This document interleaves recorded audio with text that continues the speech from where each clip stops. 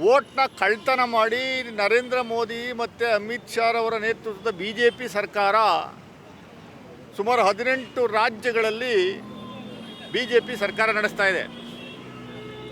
2014, 2019, 2024 parliament ಚುನಾವಣೆಯಲ್ಲೂ ಕಳ್ತನ ಮಾಡೇ ಗೆದ್ದಿರೋದು ಇವರು.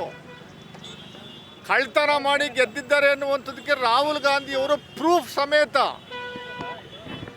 ಎಲೆಕ್ಷನ್ ಕಮಿಷನಿಗೆ ಕಂಪ್ಲೇಂಟ್ ಕೊಟ್ಟರೆ ಎಲೆಕ್ಷನ್ ಕಮಿಷನರು ಅಫಿಡವಿಟ್ ಕೊಡಬೇಕು ಅಂತ ತಾಕೀತು ಮಾಡ್ತಾರೆ. ಎಲೆಕ್ಷನ್ ಕಮಿಷನರು BJP ಏಜೆಂಟಾಗಿ ಏನು ಒತ್ತಿಸ್ತಾ ಇದ್ದಾರೆ, ಧಮಕಿ ಹಾಕುವಂಥ ಕೆಲಸವನ್ನು ವಿರೋಧ ಪಕ್ಷದವರಿಗೆ ಮಾಡ್ತಾ ಇದ್ದಾರೆ.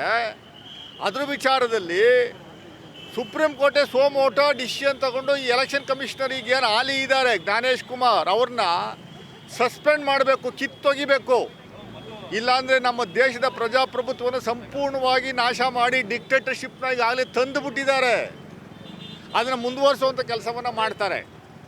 ರಾಹುಲ್ ಗಾಂಧಿಯವರು ಡೆಲ್ಲಿನಲ್ಲಿ ಪ್ರೆಸ್ ಮೀಟ್ ಮಾಡಿ ಮಹದೇವಪುರ ಕಾನ್ಸ್ಟಿಟ್ಯೂನ್ಸಿ ಅಸೆಂಬ್ಲಿ ಕಾನ್ಸ್ಟಿಟ್ಯೂನ್ಸಿನಲ್ಲಿ 1,250,000 ಮತಗಳು ಕಳ್ಳತನ ಆಗಿದ್ದಾವೆ, ಫೇಕ್ ವೋಟರ್ಸ್ನ ಇನ್ಕ್ಲೂಡ್ ಮಾಡಿ ಅದರಲ್ಲಿ ಗೆದ್ದಿರುವಂಥದ್ದು ನಾವು ಕಾಣ್ತಾ ಇದ್ದೀವಿ ಅನ್ನುವಂಥದ್ದು ಪ್ರೂಫ್ ಸಮೇತ ಕೊಟ್ಟರು ಸೋಮೋಟೋ ಕೇಸ್ ದಾಖಲು ಮಾಡುವಂಥದ್ದು ಬಿಟ್ಟು ಎಲೆಕ್ಷನ್ ಕಮಿಷನ್ನು ನಮ್ಮ ರಾಹುಲ್ ಗಾಂಧಿಯವರಿಗೆ ಅಫಿಡವಿಟ್ ಮೂಲಕ ನೀವು ಸಲಿಕೆ ಕೊಡಬೇಕು.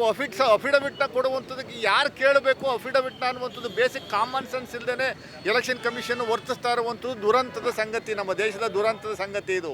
ಸಾಂಕೇತಿಕವಾಗಿ ಮೈಸೂರು ನಗರದಲ್ಲಿ ನಮ್ಮ ಯುವ ಕಾಂಗ್ರೆಸ್ ಅಧ್ಯಕ್ಷರು ಅಬ್ರಾರ್ ಅವರ ನೇತೃತ್ವದಲ್ಲಿ ನಮ್ಮ KSRTC ಬಸ್ ಸ್ಟ್ಯಾಂಡಲ್ಲಿ ವೋಟನ್ನು ಚೋರಿ ಹೆಂಗೆ ಮಾಡ್ತಾಯಿದ್ದಾರೆ, ಕಳ್ತನ ಹೆಂಗೆ ಮಾಡ್ತಾಯಿದ್ದಾರೆ ಅನ್ನುವಂಥದ್ದು ಒಂದು ಸ್ಟಿಕ್ಕರ್ ಮೂಲಕ ಅಭಿಯಾನವನ್ನು ಶುರು ಮಾಡಿದ್ದೀವಿ. ಎಲ್ಲ ಅಸೆಂಬ್ಲಿ ಕಾನ್ಸ್ಟಿಟ್ಯೂನ್ಸಿಗಳಲ್ಲಿ ನಮ್ಮ ಯುವ ಕಾಂಗ್ರೆಸ್ನವರಿಗಾಗಲೇ ಅವರಿಗೆ ಡೈರೆಕ್ಷನ್ಸ್ ಇದೆ. ನ್ಯಾಷನಲ್ ಯೂತ್ ಕಾಂಗ್ರೆಸ್ಸಿಂದ ಪ್ಲಸ್ ಸ್ಟೇಟ್ ಯೂತ್ ಕಾಂಗ್ರೆಸ್ಸಿಂದ ಡೈರೆಕ್ಷನ್ಸ್ ಇದೆ. ಅವರು ಎಲ್ಲ ಅಸೆಂಬ್ಲಿ ಕಾನ್ಸ್ಟಿಟ್ಯೂನ್ಸಿಯಲ್ಲಿ ಮನೆಗೂ ಇದನ್ನು ತಲುಪಿಸುವಂಥ ಕೆಲಸವನ್ನು ಮಾಡುವಂಥ ಕೆಲಸವನ್ನು ಮುಂದಿನ ದಿನಗಳಲ್ಲಿ ನಾವು ಮಾಡ್ತೀವಿ.